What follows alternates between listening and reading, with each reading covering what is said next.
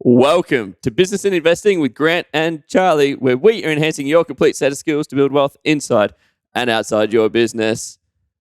You're tuning in whilst we are away on our getaway. I don't even know, what do you call these things, Charley? The perfect balance of podcasting. Yep. Thinking time. Yep. Golf. Yep. Food. Yep. Yeah, I'm going with it. And investment philosophies, because I did put an offer on an investment property just as we were starting this. And you know what's awesome? What is awesome? If anyone's listening to this and you actually do want to figure out if I got the property or not, you're going to have to go over to our other podcast, which is called Property and Investing with Grant and Charley, to go and find out all of the updates around that. So again, it's called Property and Investing with Grant and Charley. Pretty simple. Don't give it away. Right, keep it like... I'm oozing to give it. Anyway, I won't. Let's cue the disclaimer. It's Charley here from Business and Investing, and I need to let you know that Grant, myself, and the Business and Investing team are in no way, shape, or form qualified to give you personal or specific financial advice. We strongly encourage you seek out and use professionals when you are making investment decisions or comparing investment products.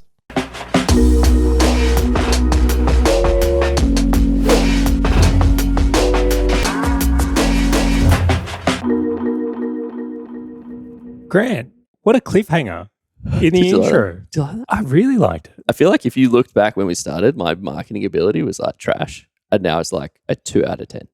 Do you know what? If you look back, I feel like our intros have gotten worse. The intros were like an 8 out of 10 and now they're like a 2. I will say I appreciate so many of the comments we get from our fans and audience about these intros. Like, you know how hard I almost spend more time on the intro than no, I'm just joking, but yes. It shows. But I was going to Finish say your that sentence. you shouldn't have said anything. What are we talking about? I feel like this ties into something we've been discussing a lot this weekend, which is the endgame. And not Avengers Endgame, although if you did want to watch that movie while we're away, I'm down. I'm actually down for that. Potentially. Only because it will continue on this theme. But yes. Yeah, so something we've discussed quite numerously between ourselves is the idea that you've got to play out the end game, right? You don't get to this point in business where it's like, oh, cool, that's just all going to work out itself. Totally. You've got to put in some thought and planning to it.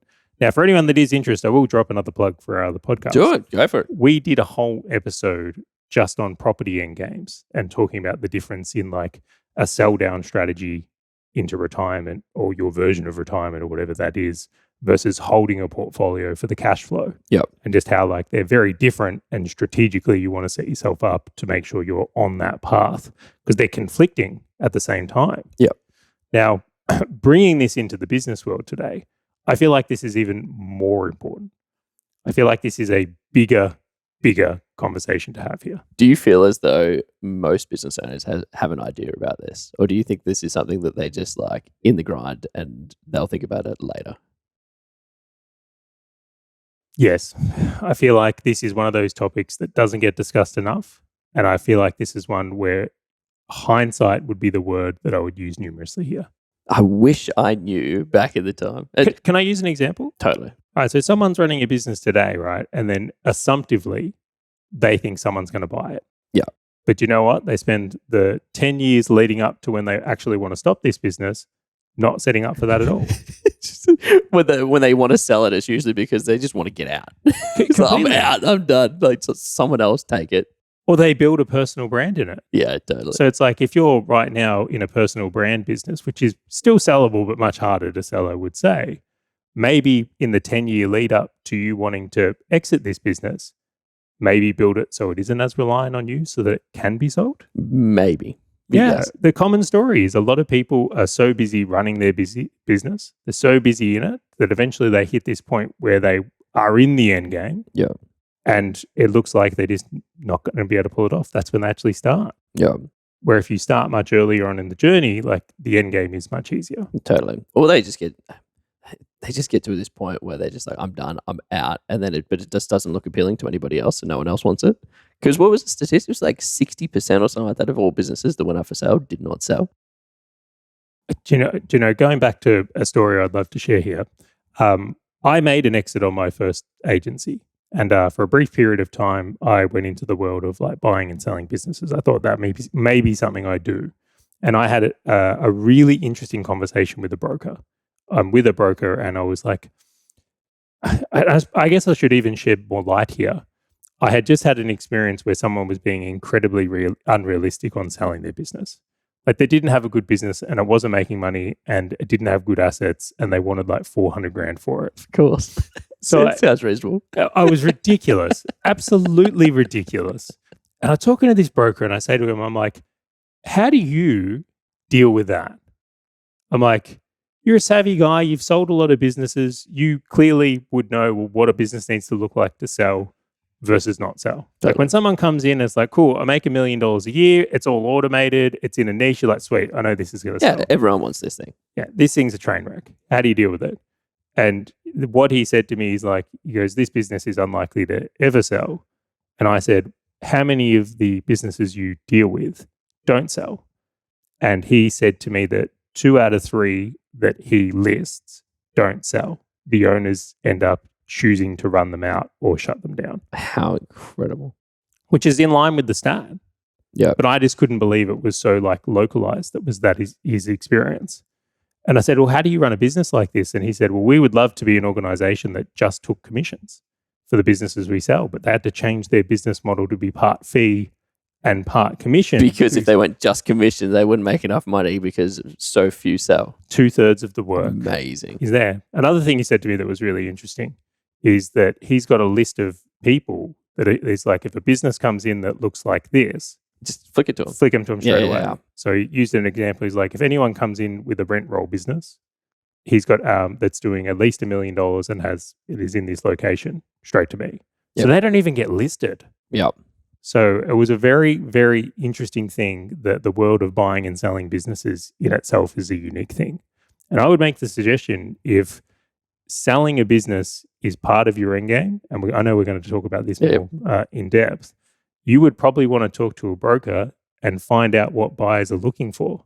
Because if you could start setting up the criteria for the guy to flick it across so it's an easy sale, what a difference that could make in your own game. But I like, how many business owners are out there that are running a great business, stupidly profitable, like minimal time, effort, etc. Go, the best thing for me to do is sell this right now. It's like having this property investment portfolio that's like minimal debt, spinning out cash, growing year on year. It's like, yeah, this is a great idea for me to sell this. Like, it takes such a mature person to say that I think that's like the 1% of businesses that are for sale versus the 99% where people's like, I need to get out of this thing. This is not exactly where I want to be, or I just need to get into retirement. Like, I see that would be a greater amount than the other. Yeah, so the wiring's broken here. And I'd love to frame this up before we get into some of the points. Is like, if you imagine you're busy running your business, it's hard to get a business to work well. I don't think anyone who listens to this is going to say business is easy. Or what's the Charlie Munger quote? Anyone who says business is easy is stupid. Yes. And I'm like, I love that quote. But the point being is that it's like, you're so busy running your business, you're so busy in the thick of it. A lot of us just don't ever invest outside our businesses because we're so into that in itself.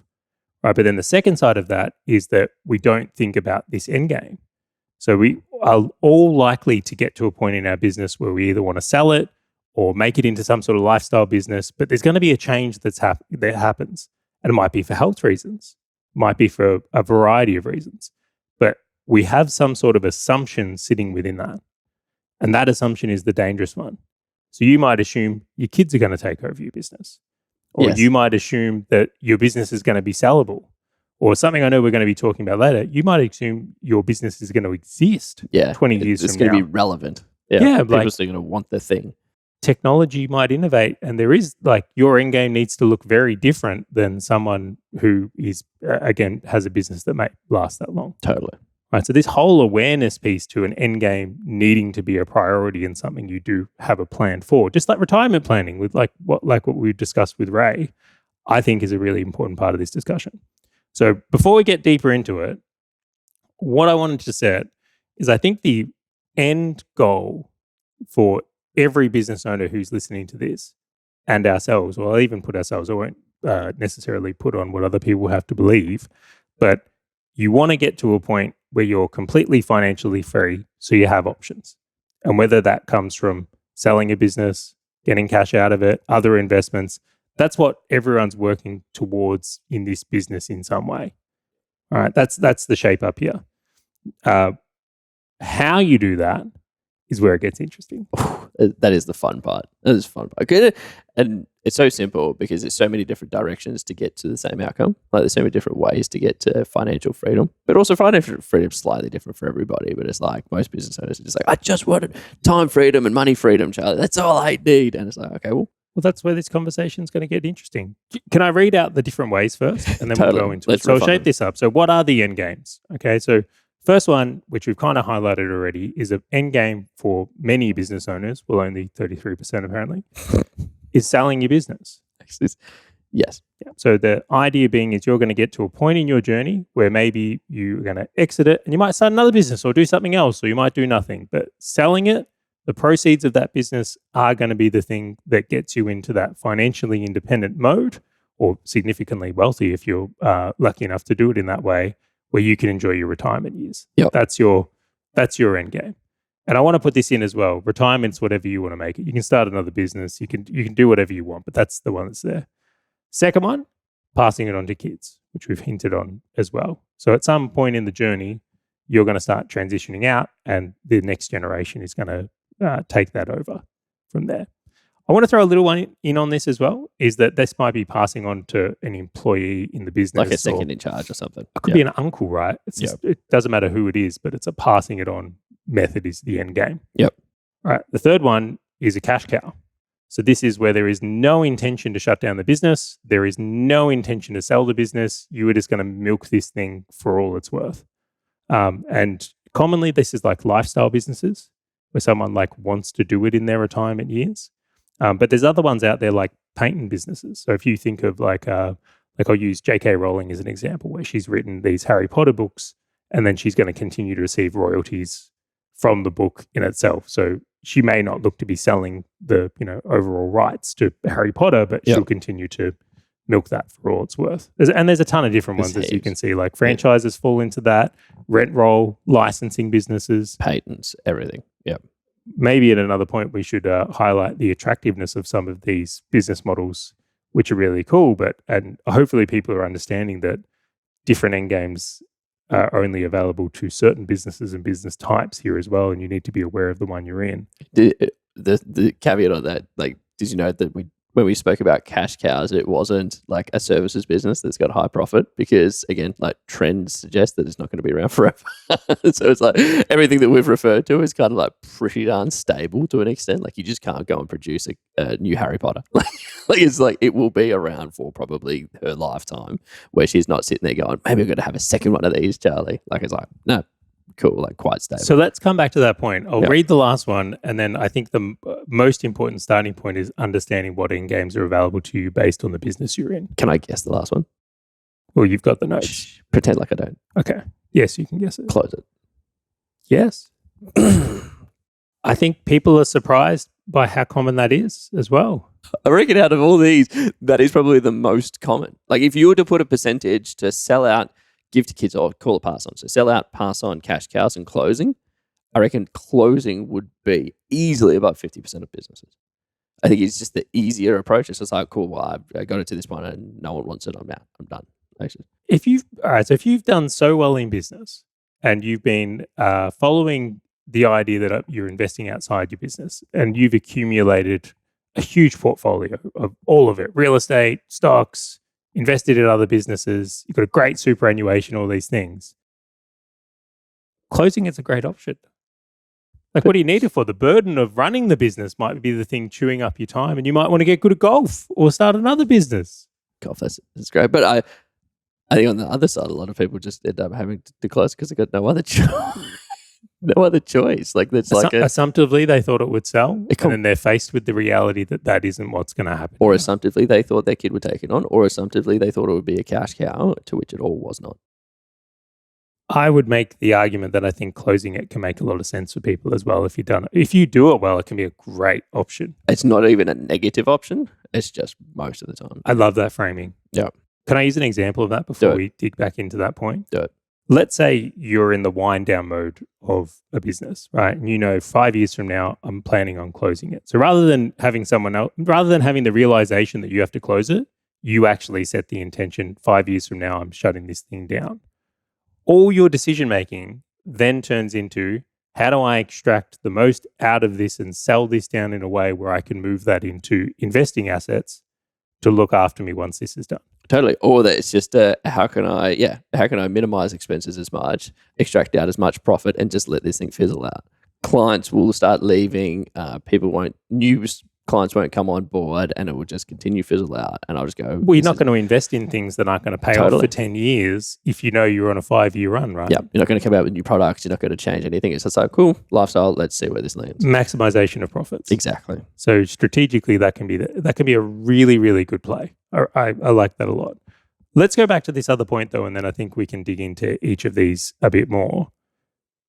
The first thing I had a very real realization of is the end games that are available to you are very dependent on the business model you're in. Very. Totally. To the point that the business model that you select at the start will force you into not having specific end games. So to use some examples here, and I look at these ones here, if you're in, I'm going to use an actor as an example here. So if you're Brad Pitt, right, your end game is very much going to be tailored around like you are the work. Yeah. Right. And I know actors and stuff and maybe that is a bad example because a lot of them get royalties as well on the side of things. If they've negotiated well. Like there was a kid on like Superbad that got royalties and he's got paid more than most people. Amazing. It's just because the others. All right, I'm going to change it. It's a personally branded coaching business. Go for it. Okay, so you're someone today that's the personal brand of your business. You run a podcast, you run a coaching business, and it's you doing the work, right? It's not a very attractive business model to sell. Yeah, because the only way a sale would get made in that way, well, there's actually two ways. One is you sell it and agree to be an employee of that business and keep running it, which probably doesn't fit your end game. Yep. Or two is that you're going to have to transition that whole business to being one where you're not the face of it. Totally. Only person I've seen pull that off really well would be Brad Sugars with Action Coach. Yeah. But in general, I haven't seen a lot of coaching businesses sell well. And when I say sell well is like even the multiple they get on them if they do sell is quite low. But even I've seen businesses that have been taken over by other people and so they run it and then they pay them like a model fee. So every month you get paid or like a large percentage of revenue. But the problem is that they stop being congruent with the brand. So to use your fitness example, imagine having someone that like really fit and looks good and then you come and buy the business from me. What's the incentive for me to continue looking fit and doing good because I'm not running the business anymore? So then you have the risk of me not being congruent with it. Like there's just so many other things that come into play. Well, in the case of endgames, the very much intention is to go do something else. Totally. So it's gain weight. If someone's been a fitness model their entire life and goes, you know what, I want to try on this being overweight thing. Who am I to say? What was that guy that went like from fit to fat to fit? Great documentary. Great documentary. It's totally. I'm going to list out a few more. It's like agency. Like I sold an agency, which I've been very in a very fortunate position where I have done that. But I have to acknowledge the multiple was terrible as well. Like I got basically like just under 2 times profit. Yeah. And it's like... For 2 times profit or revenue? No, 2 times profit. Yeah, got it. So to think that I could have just ran that business for another 2 years and got the same out of it isn't very appealing in a sale when you can compare it to some of the multiples people get in the SaaS world, for example. Totally. So my e-com when I saw it was trash too. Like it was just... Isn't that fascinating, right? Yeah. So like these personally branded businesses where someone is required as the business owner to keep them going, not attractive for sale. Service businesses. A lot of service businesses also attract a multiple, agencies particularly. Yep. So if you're a marketing agency, basically when someone buys you, it's for your customers. It's a customer acquisition. And the historical customer list as well for them to go and try and resell. Yeah. So you don't get a great multiple within that. Yep. Now, conversely, excellent business models for cash flow. Completely. That was it's funny that you walk through this.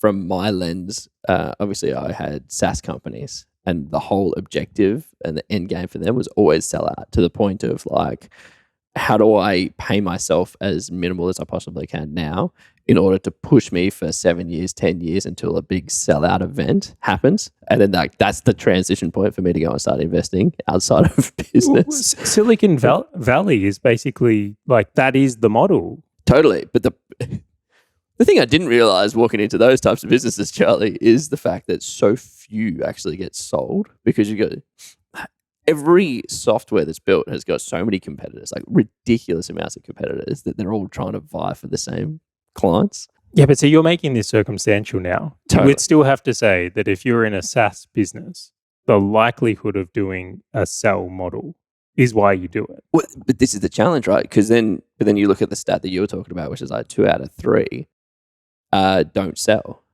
And so in SaaS, like I would still argue that it would be about the same, because when you sell, like it's not like they're going to merge it in with their existing tool set or they've got to recode it, etc. So they're going for a client list. All right, well, hear me out on this then. If you're in SaaS and you're going for a sell, right? You kind of using this example, if that is the endgame plan, yep, you're going to make very different decisions than the guy going for cash flow. Totally. And you kind of have to, right? So if you go into SaaS and it's a very I shouldn't say in all cases, but in a lot of cases, a very expensive expedition, right? Yep. So whether it's developers, whether it's servers, startup costs are crazy. Yep. Right, compared to a service business, which like basically you can do the work. You can set it up today and start charging people tomorrow. Yeah. So in that model, though, you very much look at it and go, the guy who's in SaaS potentially should be reinvesting all his profits into it to get the growth to be able to make a sale. The guy's in a service business, though, because he doesn't have the sale available to him at that same multiple. Like someone in software, it's not unheard of to get a 10 times multiple. Completely. There have been 20 times multiples. I can't remember what Instagram was for Facebook. But it was ridiculous. Obscene. Yeah, but what a play by them. Anyway, coming back to this, is the agency owner, though, that is looking at this and going, okay, cool, I'm not going to sell at a higher multiple, but I've got this cash advantage. Maybe leans into taking cash out of a business and investing it in property or share market or whatever floats their boat in investing. I won't pick for someone. But I think that recognizing the play becomes really interesting. Really, really interesting. So then, when it comes from. If I can riff on that, because one of the biggest observations that I had, and like businesses are doing great and they look like at some point, knock on wood, that will sell. One of the approaches that I was taking to it was going, okay, well, what happens if this sell event doesn't happen, right? Like, how do you play that scenario? And that was something that I just kept coming back to on going, what would I do differently if I knew what I know now when I started out, and how am I playing it now? Do you want me to riff on it? Yeah, so this is where your experience is really fascinating to me. Like really fascinating to me is that I don't think a lot of people that get into SaaS, just using that as the example here, are aware of that risk. Totally. I think it's covered up, and then also covered up to a degree because you don't see all the people that have failed or their software became obsolete or all these other things in that world. And then you see the unicorns, what is celebrated on the news all the time, and like that becomes the thing. Right. So you sold this like Cinderella story. It's like the two greatest pieces of marketing when it comes to SaaS is like, first one is all of the articles and all the magazine covers are all the billion-dollar companies. And so like as a tech guy, I'm like, oh my gosh, this is amazing. You know, the second thing, infinite leverage. It's like dangle that carrot in front of any business owner. It's like, hey, Charlie, do you want infinite leverage, like minimal employees and great revenue? I'm like, I'm all in for SaaS. So like it's got all these like workings that are so appealing to business owners. And I'm just like, oh my gosh. So I can see why people get into it. But to your point, it's like, well, when you're in it, what does it look like to get out? And what was it? It was Zendesk recently, right? Like they were raising money and pushing hard, and they just had a sellout event where they weren't making profits every year. And they've been running for like 20 years. Like it was how hard they were pushing for that one end game, which was the sell down. But they just put in 100% of their risk into making sure that that thing was the thing that they grew from, personally. And this is why I feel like this episode is such an important one. You can see that business model and endgame is very fascinating. And some business models, like you're talking about here, are more suited to others. Some do, I will say, have multiple options though. Like I know numerous business models where it's like they are great for cash flow and they're also really good to sell. I'll give you an example. Rent roll. Yeah, Totally. so for property management businesses, once they are built up to a point, can be cash generating machines. I know they have their costs and challenges. I'm not pretending it's an easy business, but at the same time, once a business like that is moving, it's a very cash flow positive business that can be fairly automated or have other people run. And there's a very hungry market to buy those businesses. Mortgage brokers. Yeah, another great one. Yeah. So like that exists, but only to that plethora of businesses. Totally. Do you want me to walk through like how I ended up trying to play the game of SaaS and the end game? We can go through some examples here. I more want to. We might actually. I take that back. We're going to come back to this because I'll make this point and then we'll get into because your thinking's evolved, which has been really fascinating to go through here. All right. So point number one, just to recap on that, is that you want to have some awareness of there needs to be an end game. Totally. Right. You really do. And point number two now is different end games are available for different businesses. Play the hand that works for your business model. If you're in a business that it makes sense to do a cash flow model into investing outside your business, lean into that. If you're going for a sell and you're determined on that, don't go for cash flow. Give yourself the best chance of success in getting a sale. I think that's a really, really important thing. And then the point number three is do it intentionally. Don't be that business owner that gets to, and I'm sure we've heard the stories, 50 or 60.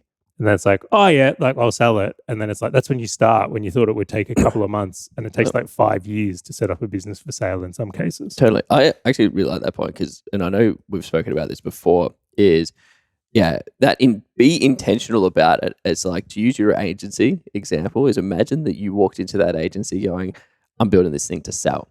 Right. And so what you did was you just pushed all of this cash into getting new clients, getting new employees, building out processes, systems, everything. And then you got to the end and you're 2 times multiplier on profits. Oh, man. It's this is not going to be my retirement fund. But imagine you walked into it and you go, well, I knew roughly what agencies were going to exit for. And that's not going to be the end all and be all. And I'm not going to be able to retire and live on a beach and do what I want to do on it. That's fine. I'm just going to play every month of extracting cash flow and profits. And I just know that it will be appealing to somebody at the end, but it's not going to be a massive payday. It's just going to be a year or two of profits. Play the hand you got. But understand the hand you've got. don't play face down. Which is where I feel a lot of people are today. Totally. They're not picking up the cards. They're not looking at it. They're just putting chips in. I think we also undervalue health, I will say. There's a lot of business owners that set themselves up they're going to be able to go at this level forever. As if they're not going to have a family. As if they're not going to have financial trouble. As if something's not going to happen that pulls them away from doing it. I would like to think we can go this hard in our 80s and 90s, but the realities are that that's probably not the case. So an end game of some kind is going to be forced on you at some point. Being intentional about it is a really, really big thing here. I agree. All right, so let's jump topics here and go into it because your thinking's really evolved here and it's been an interesting journey to watch. So can you tell the story a little bit and transitionally how you've thought about it now versus before? Yeah, so at the start, coming back to that point around infinite leverage. So I had agencies and then I'm what's going to be a better leverage? And then I started building e-commerce stores and then I sold e-commerce stores and I'm that's not the good leverage. And inadvertently, I ended up getting into software as a service, which is SaaS. Right, so hunting for a better vehicle. Always looking for the better vehicle. Yeah. And that was the infinite game of better business model. Do you know what? I was so jealous of you at that time. Can I describe why? Yeah. Because I did agency that whole time. And here you are evolving and growing and doing these other things. And I'm yep, still running an agency. Yeah, it was it was fantastic. Only if you knew what it felt like on the inside. Well, I had the obligation of a mortgage. Yeah, totally. Right, so I was I didn't feel to be in a position where I could go and start an e-commerce brand because of all the costs associated with stock and stuff. And then it was the SaaS thing where you're and I'm no, I need to make my cash flow to pay this mortgage. So it was kind of a trap to a degree, although it worked out in different ways. But that's how I felt at that time, as if it was real. Different story. That's the feeling I had. The external, this is completely totally. So anyway, so then I moved into software as a service, and I invested in a company. Ended up selling out of the agency, and I actually ended up closing a lot of the e-commerce brands that I was running as well. I even stopped another sort of process-driven SaaS that I was building. and went all in on this thing. And so what a lot of people don't know is that I actually put so much money in over a 2-year period that I didn't pay myself. I stopped all my businesses over, I think it was the first 12 months is when I stopped it. And I was injecting cash to pay for like 5 figures a month into developers. So I'd gone from making good cash to having like a good stockpile to then just like leaning heavy into it. Right. How did you equip yourself from that? Because I just highlight this here is like for myself, I'm very orientated to see cash flow as a good sign. That's what I'm wired for and that's what I'm looking for. I can imagine you sitting there where it's like you're potentially making what at this point, like 20 grand a month or something like that in profits. You're used to the lifestyle, used to your bank account going up. You go into this SaaS thing and then you are all of a sudden contributing that 20 grand a month. And then that 20 grand a month turns into like nothing. Were you so certain on it that you were just like, I can see the long game here. I'm up for this. I knew this was going to happen, or did that just you were confronted by that as it got in? Great question. It was transitionary. It became starting out going, I can do both. I can bring in some cash flow and I can build this. And what I'll do is I'll create too much team. Like I'll just build a huge team and the team will run. But then that team needed more leadership. And I'm like, okay, well, I need to give this team more leadership because my 2 business partners couldn't because they just didn't have the knowledge in it. So I'll lean in and I'll spend some more time. And then we were starting to under-deliver on the other side of the business. And I'm like, well, I can't solve that problem because I need to solve this other problem. So then I started like dwindling it down. And that's when I sold off some e-commerce stores. And that's when I went just closed some other sort of little niche sites free that I had. your time and bring in cash. Completely. And then it got to a point about 12 months in. I was like, probably even less, it might have been 8 months in. I was like, I'm out. I'm like, I got to stop doing this other stuff and go all in on this because this is going to be the legacy that I want. And the legacy that I was going for was, we still talk about it, it's $100 million exit. It's like this number that's always up on this mountain. And it's just like, you're going for the $100 million exit. All right. So Grant's wired at this point to go, I'm contributing, and I don't know if it was 20 grand a month. I'm just making that up. But you're contributing X amount of dollars per month for the eventual pay down. 6 figures in over 2 years, yes. Yeah, okay. And then the eventual dream here is that we're going to sell for 100 mil. Exactly. And so then it took us 2 years to build the product. We actually sunk about 7 figures in to build it in total. And then it was like in the hands of the very first customer. And so then as we progressed, and I ran that business for like, call it 7 years with my business partners, and we put in external CEOs, etc. And then it got to a point, probably in about year 5, that I was starting to look into going, what if it doesn't happen? Like, what happens in this event? See, do you know what's so interesting? You had a what if moment early on. Yeah. How old were you at this point? This would have been like 5 years ago. So just before 30-ish. All right, so you're just before 30-ish. For many business owners, that question only comes out 60. Yeah, totally. And then how much runway is there to change the plan of the end game, totally. if at all, or double down if appropriate? Yeah, and that it was funny. And I've covered that story before of like Hazel going, why do we keep looking to invest in other businesses and all this kind of stuff? And I'm like, I don't have a good answer for you. But it turns out that I was just so concerned about the volatility. I just didn't know it at the time. I was just looking at other stuff, but really internally, I was just like, I was shit scared because I'm like, what happens if this thing doesn't work out? Well, interest rates go up, the access to cash, right? Totally. There's a lot of things that can impede your $100 million exit that aren't within your control. Dilutions. So then, I feel like we could do a whole episode on dilutions. I really do. Yeah, and so then, like, as I was progressing, I'm like, okay, cool. Like, how do I push this thing forwards? And so we're growing very good at that stage. We'd gone through like a resize and come out of it really good. But then I was looking at it going, okay, well, I can continue punching down here. And if I take a swing of the bat and I miss, the unfortunate outcome is the fact that I got nothing. Like I'm restarting again because I put in everything that I have. All founders have and shareholders have capped salaries, which means I'm like, I can't really save a whole heap of cash. And I'm like, so where am I going to go from here? So your future depends on this business selling. Depends on this thing. Like, and the salary and stuff that I was getting, like most people would look at and go, that's a decent salary because I was an executive of my own staff and stuff like that. But it's just not in comparison to actually running a business that's like the service businesses that I was running. And I'm like, I know I can earn more every single month. And this is just swinging for the fences now. So this is really interesting. A question I'd love to ask around this. do you feel it's appropriate to go all in? Like if you're going for a sale, surely there was something in that of backing yourself, that giving yourself confidence, back against the wall, that made that the right decision if you are going for a sale. Totally. It's funny. When we did that Die with Zero episode, it really sort of brought up some good wounds. I thought that the journey was going to take 5 to 7 years. And so I was always packed in for 5 to 7 years, and we'd hit huge hurdles and all these things. I think it's going to turn out to be a 15-year journey. Wait, you mean businesses hit hurdles? At the time, Charlie, I did not expect they hit hurdles, and I did not expect that timelines could blow out. Back to this fallacy, right? We just feel like, we get to 60, the business is going to sell, kids are going to take this over.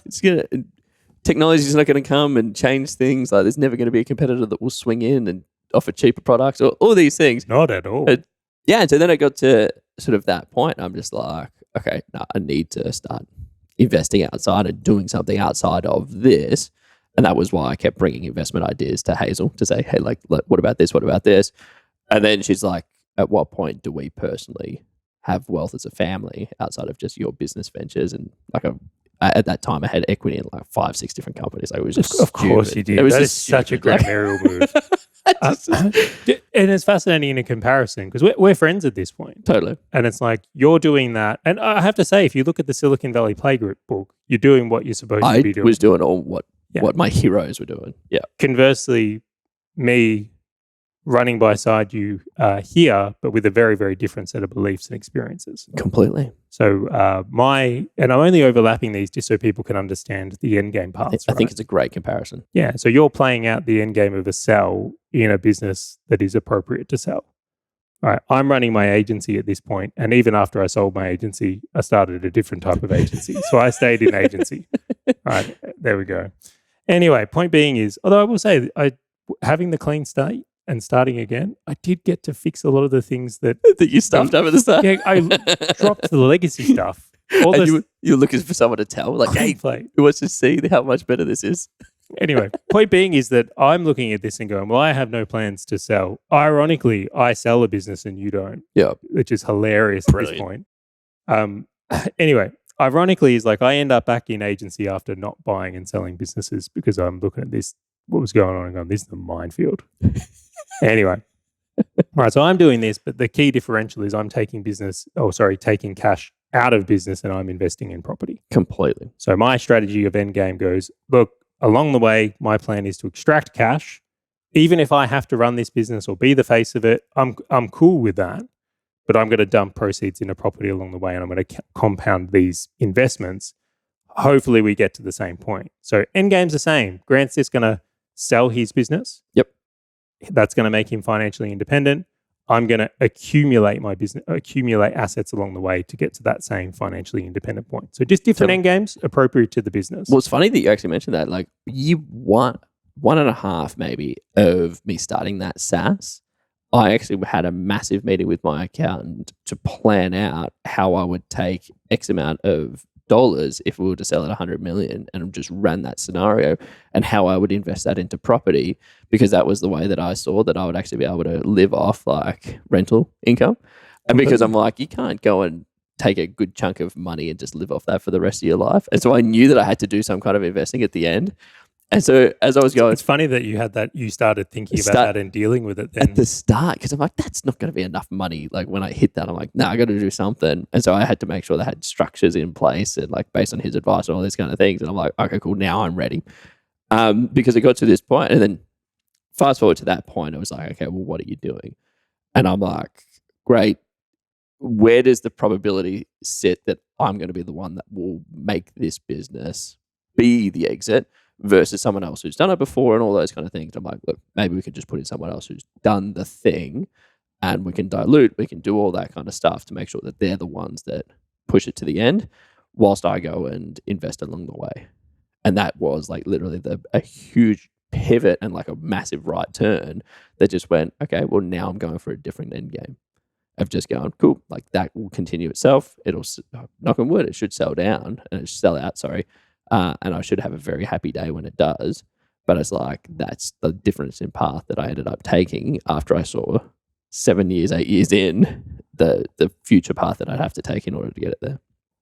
I think you highlight the risk here in a really interesting way. Do you believe, and this is a believe, there's no right answer, that going all in on an exit is just significantly more risky than taking cash out along the way? So it was actually interesting when you brought this up just before. I was thinking about it. So when we did that Die with Zero episode, one of the greatest concepts around it is like seasons of life. Like you're never going to have high school again. You're never going to have university again. You're never going to be in your 20s again or your 30s, etc. And so for me, at that time of my life, it was the right thing to run for. Like I didn't have... I would agree. I think while you may not have the financial reimbursement you are looking for right now or intended on, it grew you substantially in skill. Totally. I was in boardrooms of like global CEOs of running billion-dollar companies and stuff like that. I'm like, this is amazing. But to that point, I'm like, if I was in my 20s, hells yeah, dude. I'm going to swing for the fences. Why? Because if I swing and a miss, like I can still go and build stuff. You were okay with starting over. 100%. But now, like I'm 35, I'm like, I'm about to start a family. I'm about to have all these other things I need to worry about that's outside of myself. And I can't be selfish on this. I'm like, that's just a completely different hat I have to put on. And I think that's where a lot of business owners who are sort of might not be in a relationship or might not have a family or anything like that need to understand that it's finite. Like you might have 3 years, 5 years, 10 years before that happens. And you don't even know when you're going to have it. It was funny. I met Hazel, like it would have been a couple of weeks prior to me going on stage talking at an event saying that I'm going to be single. I'm 30. I'm going to be single for like the next 5 years. And literally she's like, we just started dating. And she's like in the audience going, who is this guy? Like it was horrendous. Like I was just so gun-ho on it. You're so determined. Yeah, but then like I met her and things changed. It was like that. And then to her credit, like she supported me for years on that change. So she knew that's where I was punching hard for.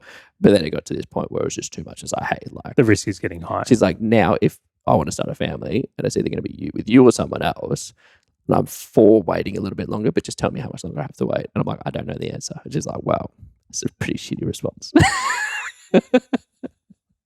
It's interesting. I find it so fascinating how different our beliefs are and experiences here. Because what stopped me from making transitions like you did, right? So going all in on a SaaS. Well, actually, a few things. One, I didn't have a good idea, right? So I didn't have anything I felt was worth going all in on. I'll put that out there. Maybe if I did, I would feel differently. Two, though, is the obligation thing. Yeah. So it's like I had a mortgage at this time, which I was like, well, if I go and do a SaaS, I'm not willing to sell my house. Totally. And you mentioned the idea of family. Like if someone's a business owner and they've got kids, so if you've got young kids, how are you supposed to sit there and go, do you know what, I'm selling everything and I'm going all in on this idea? That's a much bigger hurdle to jump.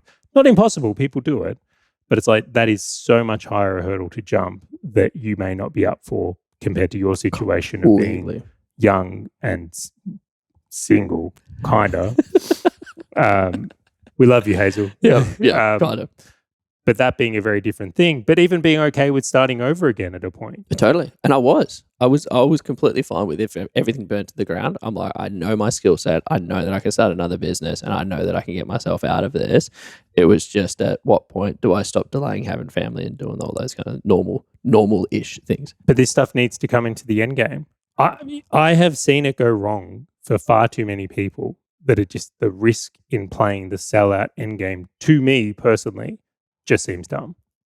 Definitely. Now it's so funny in hindsight, I can see the same things. Yeah, like I won't tell the story again. I've told it enough on this podcast. Is about like my dad having everything in his business, and then when he had a workplace accident, he lost everything. And then when I was 19, one of my friends got given a successful carpentry business. Given. Well, I guess that's passing it on. Pass it on. No, it sounds like it was forced onto him. It was like you're taking it. Well, I think we should cover this one as well. We're very much going through the perspective of like we're talking about service and SaaS, which doesn't have a body requirement. Totally. If you're a concreter, your days are numbered. You can't do that forever. Yeah, when you get to X. If you're a carpenter, like it's a very physical thing, and like a lot of those guys don't make it in. I would think there's not many carpenters that are over 50. Fair. Right? A lot of their bodies give out. It's a very like hard, laborious work. So like your end game in that type of business is you need to build a company where you're managing a building company or you move into other roles. Yeah. So point being is in that case, it was passed on. Yeah, because the guy was retiring. Yep. He's like, oh, my body can't take this anymore. He's like, I'm going to pass this on to you. I'm going to go. I think he ended up becoming a supervisor at a construction company or something like that because his body couldn't do it. The point being is, like, everything in the business, lost it all, ended up divorced. All of it is down. Wow. And, well, he probably bankrupt and now stack shelves at Kmart. That's outrageously unfortunate. Oh my gosh. This is where I look at it and go, like, the risk associated with having everything all in business is just too high for me. So Yeah. the end game strategy I've selected is the accumulator one for me. And I know that's like partially, I mean, you still have potentials for sellout, and I know you've recently sold some stuff, but I think there's value in that.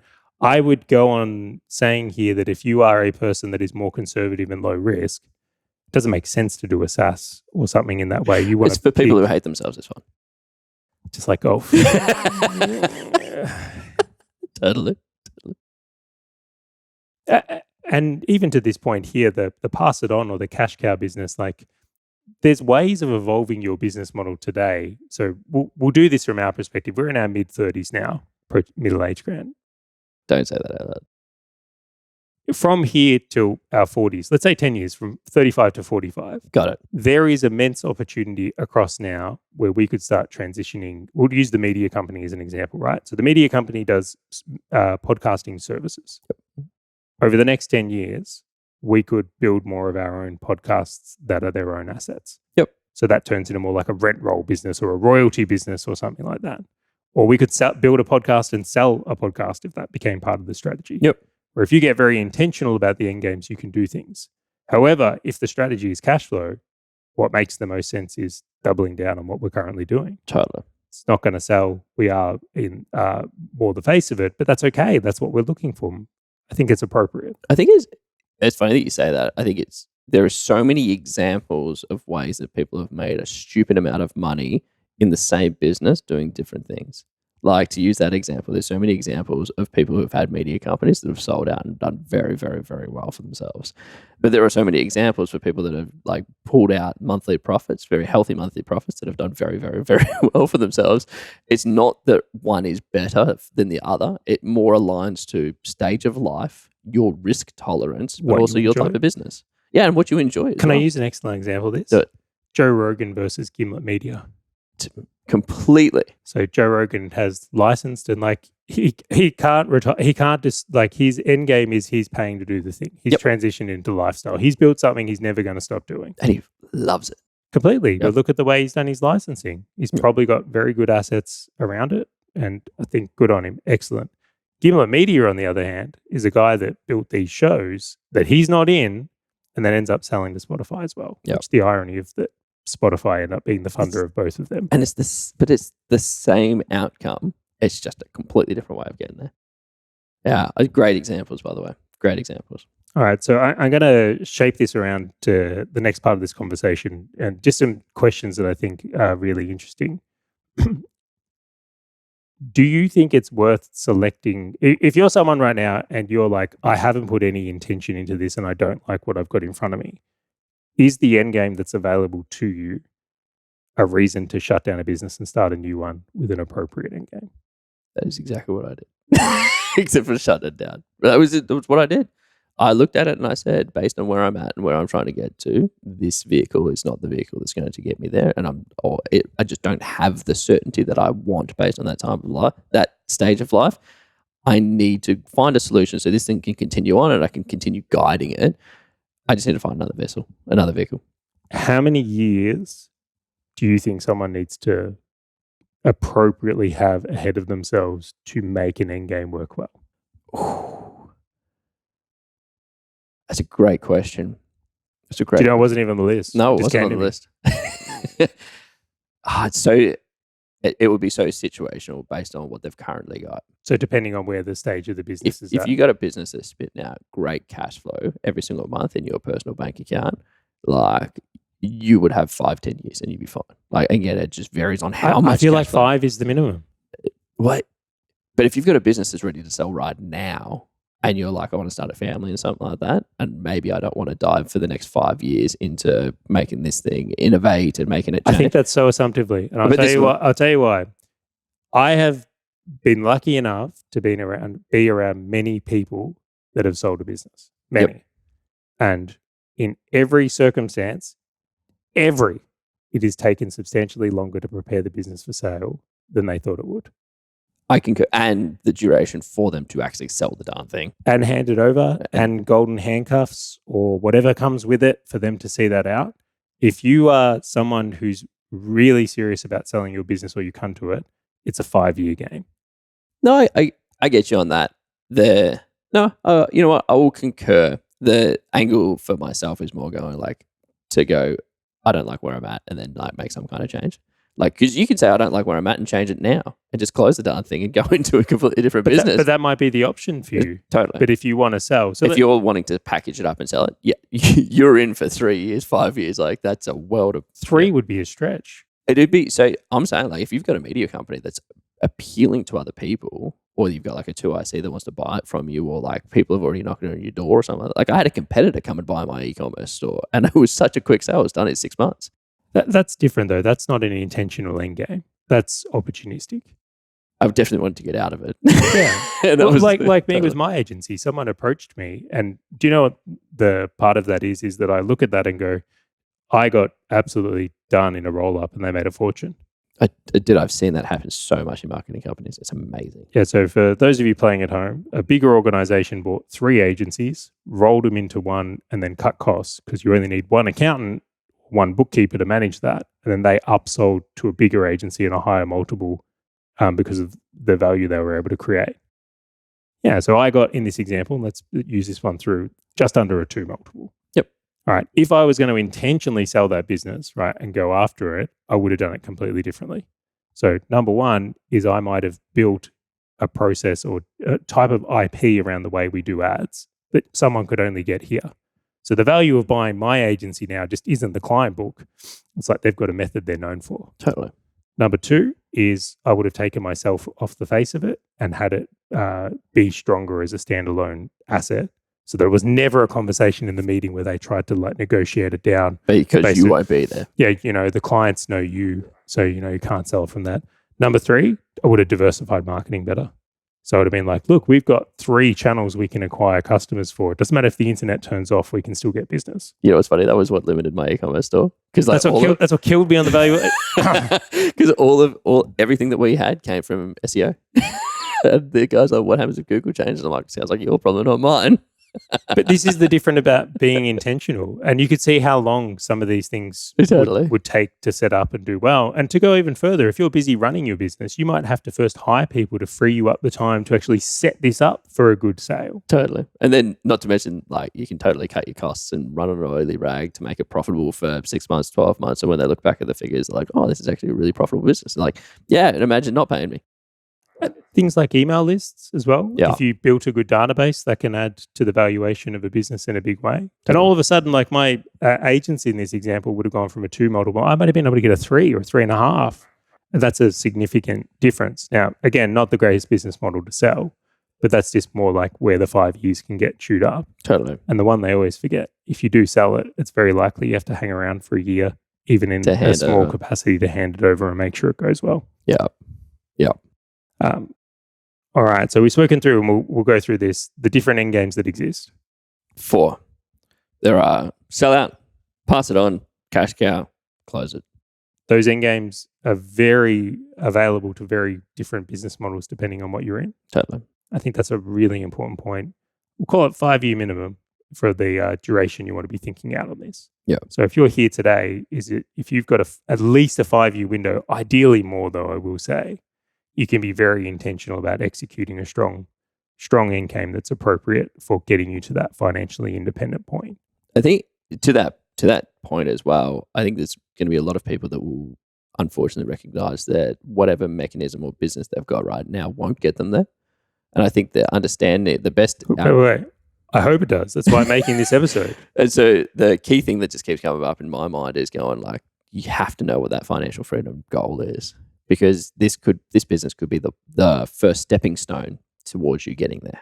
Yes. Right. Or you just realizing that this business is not the thing that's going to get you there because you never actually thought about, is this the business that's going to get me to my financial independence or my financial freedom? Totally. And so it's like, so once you figure that out and you go, okay, well, is this correct? And then it's like, oh, it doesn't matter. Like this could be your first of 2 end games. Like you could go, this business has this end game and my next one will have another end game or something like that. Like it's But completely. no, it puts some thought and intention into it. And that doesn't mean you Agreed. can't be adaptable or Yeah. circumstances change. But it's like, I know today why I'm in the position I am is I put intention behind it. Didn't accidentally. We talked about that this morning. It was like, I know what I want to do. Second, you know what you want to do, everything else falls in place. Yeah. All right, let's round this one up. Let's do this. I just want to say thank you very much to you, Charlie, for face-to-face doing a podcast. But also I want to say thank you very much for everybody who joined us.